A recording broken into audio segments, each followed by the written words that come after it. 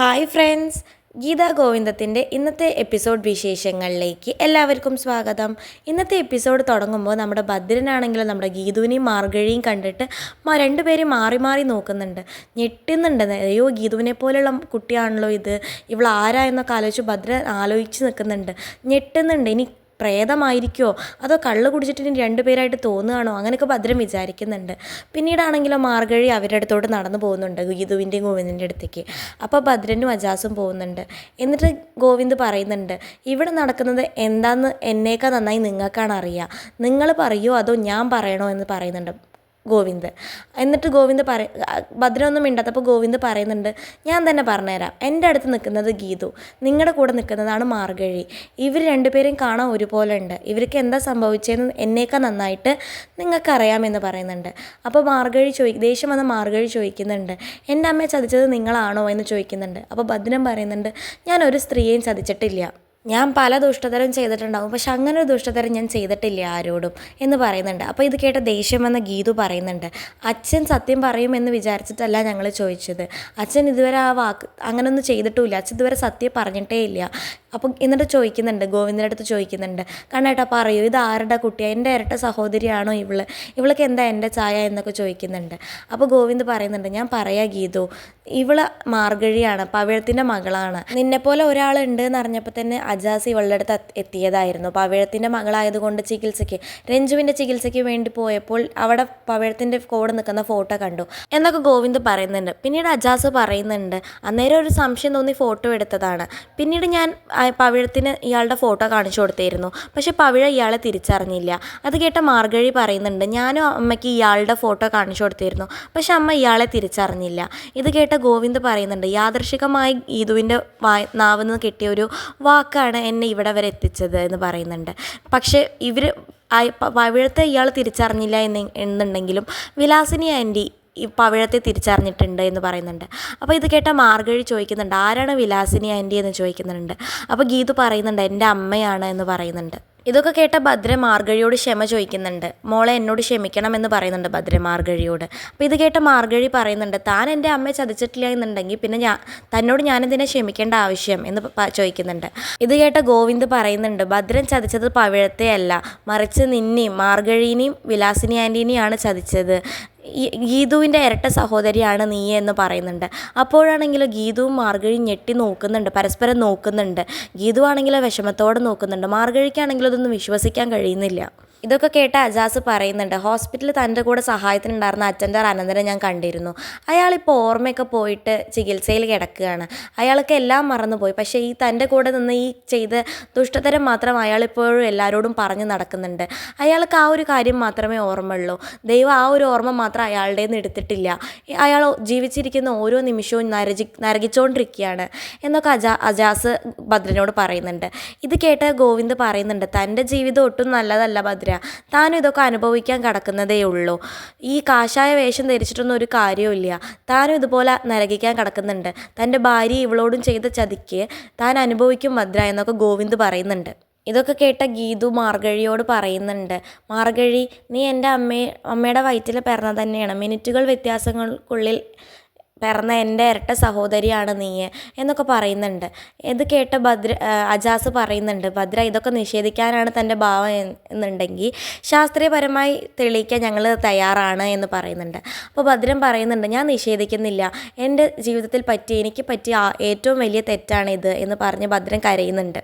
പിന്നീട് ഭദ്രൻ പറയുന്നുണ്ട്, വിലാസിനി പെറ്റതിൽ 2 ഇരട്ട സഹോദരിമാരാണെന്ന്, 2 ഇരട്ട പെൺകുട്ടികളാണെന്ന് അറിഞ്ഞപ്പോൾ എനിക്ക് വിഷമം നെഞ്ചിൽ തീയായിരുന്നു, അതുകൊണ്ടാണ് ഞാൻ അങ്ങനെ ചെയ്തത്.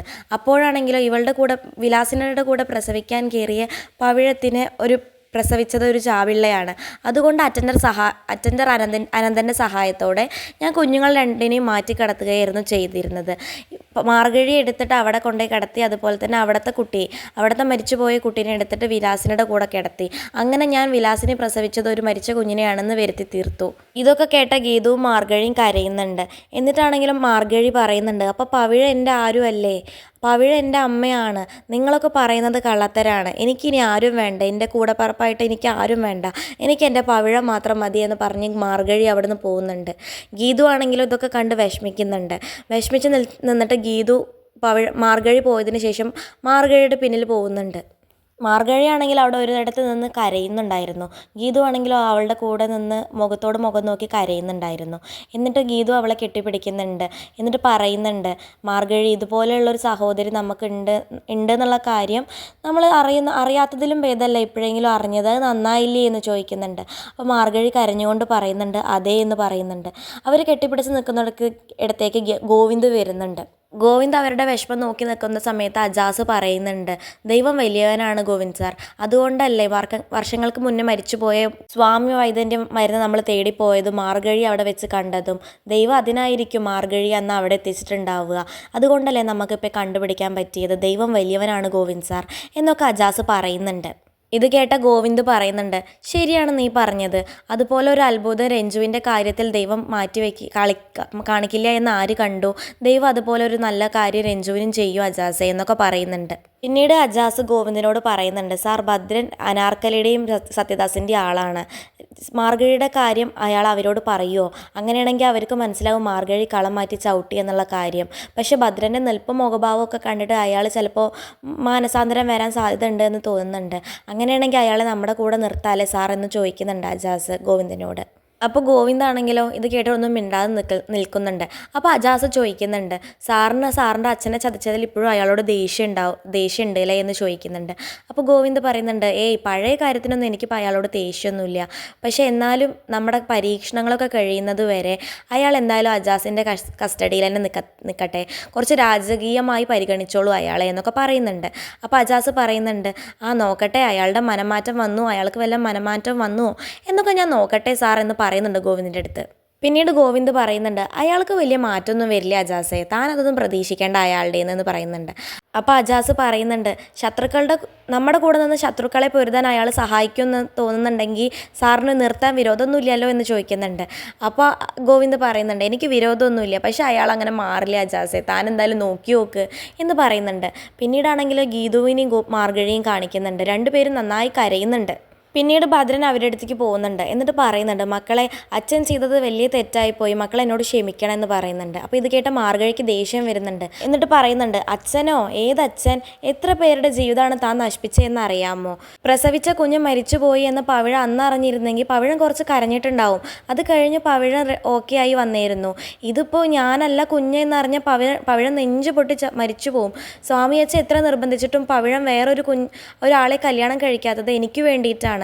ഇനിയിപ്പോൾ ഞാൻ അവരുടെ ആരും അല്ല എന്നൊക്കെ എങ്ങനെ അറിയാൻ പാടില്ല എന്നൊക്കെ പറഞ്ഞിട്ട് മാർഗഴി കരയുന്നുണ്ട്. പിന്നീട് മാർഗഴി പറയുന്നുണ്ട്, പക്ഷേ എന്നെ ജനിപ്പിച്ച അമ്മേനെ എനിക്ക് മറക്കാൻ പറ്റുമോ? എൻ്റെ കൂടപ്പറപ്പിൻ്റെ സ്നേഹം എനിക്ക് കാണാതിരിക്കാൻ പറ്റുമോ? എനിക്ക് അവരെയും വേണം എന്ന് പറയുന്നുണ്ട്. പക്ഷേ എന്നെ എല്ലാവരെയും ചതിച്ച് നിങ്ങളെ എനിക്ക് കാണണ്ട, എനിക്ക് ഇനി എൻ്റെ ജീവിതത്തിൽ കാണണ്ട എന്നൊക്കെ ഭദ്രനോട് പറയുന്നുണ്ട്. എന്നിട്ട് മാർഗഴി അവിടെ ദേഷ്യപ്പെട്ട് പോകുന്നുണ്ട്. പിന്നീട് ഗീതു പറയുന്നുണ്ട്, എന്നെയും എൻ്റെ അമ്മേനെയും ഞാൻ ഒരിക്കലും കാണാത്ത പവിഴം എന്ന സ്ത്രീനെയും ഒക്കെ ചതിച്ച് നിങ്ങളെ എൻ്റെ അച്ഛനല്ല എന്നൊക്കെ ഗീതു പറയുന്നുണ്ട്. എനിക്ക് നിങ്ങളെ ഇനി കാണണ്ട എന്ന് പറഞ്ഞിട്ട് ഗീതു അവിടെ നിന്ന് പോകുന്നുണ്ട്. പിന്നീടാണെങ്കിലും അജാസ് ഭദ്രൻ്റെ അടുത്ത് പോകുന്നുണ്ട്. എന്നിട്ട് ചോദിക്കുന്നുണ്ട്, ചെയ്തതൊക്കെ തെറ്റായി എന്ന് ഇപ്പോൾ തോന്നുന്നുണ്ടോ, കുറ്റബോധം തോന്നുന്നുണ്ടോ എന്ന് ചോദിക്കുന്നുണ്ട്. അപ്പോൾ ഭദ്രൻ പറയുന്നുണ്ട്, ശരിക്കും തോന്നുന്നുണ്ട്. 2 പെൺകുഞ്ഞുങ്ങളെ അന്ന് വളർത്തണത് ഒരു കഷ്ടമായി തോന്നിയത് കൊണ്ടാണ് ഒന്നിനെ എടുത്ത് മാറ്റിയത്. പക്ഷേ അതൊന്നും ഇപ്പോൾ ശരിയല്ല എന്ന് തോന്നുന്നുണ്ടോ? ഏത് കുഞ്ഞായാലും ആണായാലും പെണ്ണായാലും വളർത്താൻ ഇപ്പോൾ കണക്കാണ് എന്നൊക്കെ പറയുന്നുണ്ട്. ഇതൊക്കെ ഭദ്രൻ പറയുന്നത് കേട്ട് അജാസ് ഗോവിന്ദും വിചാരിക്കുന്നുണ്ട് ഭദ്രൻ നന്നായി എന്ന്. പിന്നീടാണെങ്കിലോ ഭദ്രൻ പറയുന്നുണ്ട്, അന്ന് ഞാൻ ചെയ്തത് തെറ്റായിപ്പോയി, മാർഗഴിയെ കൂടെ ഗീതുവിൻ്റെ കൂടെ വളർത്തണമായിരുന്നു. എന്നിട്ട് വേണം ഗീതുവിനെ ഒരു കോടീശ്വരന് കെട്ടിച്ചയച്ച പോലെ മാർഗഴിയെയും ഒരു കോടീശ്വരന് കെട്ടിച്ചയച്ച് എനിക്ക് കുറച്ചുകൂടെ സുഖമായിട്ട് ജീവിക്കാൻ. അല്ല അജാസെ, മാർഗഴിയുടെ കല്യാണം കഴിഞ്ഞതാണോ എന്നൊക്കെ ചോദിക്കുന്നുണ്ട് ഭദ്രൻ. അപ്പോൾ ഗോവിന്ദ് പറയുന്നുണ്ട്, എന്തായി അജാസെ ഞാൻ പറഞ്ഞത്? കുറച്ചു കാലം ഹിമാലയൻ സ്വാമി അജാസിൻ്റെ കസ്റ്റഡിയിൽ സുഖമായി ജീവിക്കട്ടെ അല്ലേ, അതല്ലേ നല്ലത് എന്നൊക്കെ ചോദിക്കുന്നുണ്ട് ഗോവിന്ദ് അജാസിനോട്. അപ്പോൾ അജാസ് പറയുന്നുണ്ട്, ഇയാൾ കള്ളസ്വാമിയാണ് സാർ, എല്ലാ നല്ല സ്വാമിമാരുടെയും പേര് കളയാൻ വേണ്ടി വേഷം ധരിച്ച് നടക്കുന്ന ഒരാളാണ്. ആദ്യം ഞാൻ ഇയാളുടെ വേഷം ഒന്ന് അഴിപ്പിക്കട്ടെ എന്നൊക്കെ പറയുന്നുണ്ട്. അപ്പോൾ ഭദ്രൻ പറയുന്നുണ്ട്, വേഷമോ? അതൊന്നും അഴിക്കാൻ പറ്റില്ല എന്നൊക്കെ പറയുന്നുണ്ട്.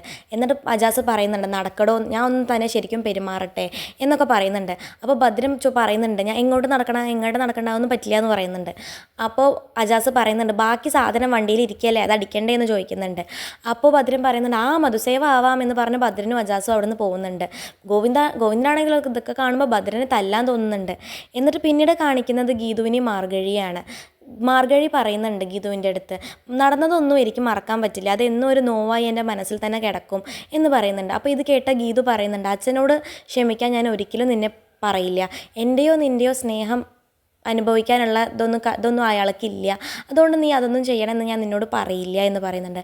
പക്ഷേ എനിക്കും എൻ്റെ അമ്മയ്ക്കും സ്നേഹിക്കാനും ചേർത്ത് പിടിക്കാനും കൂടപ്പിറപ്പായിട്ട് നീ ഞങ്ങളുടെ കൂടെ ഉണ്ടാവണം, ഞങ്ങൾക്ക് സ്നേഹിക്കാൻ മാത്രമേ അറിയൂ എന്ന് പറയുന്നുണ്ട് ഗീതു മാർഗഴിയുടെ അടുത്ത്.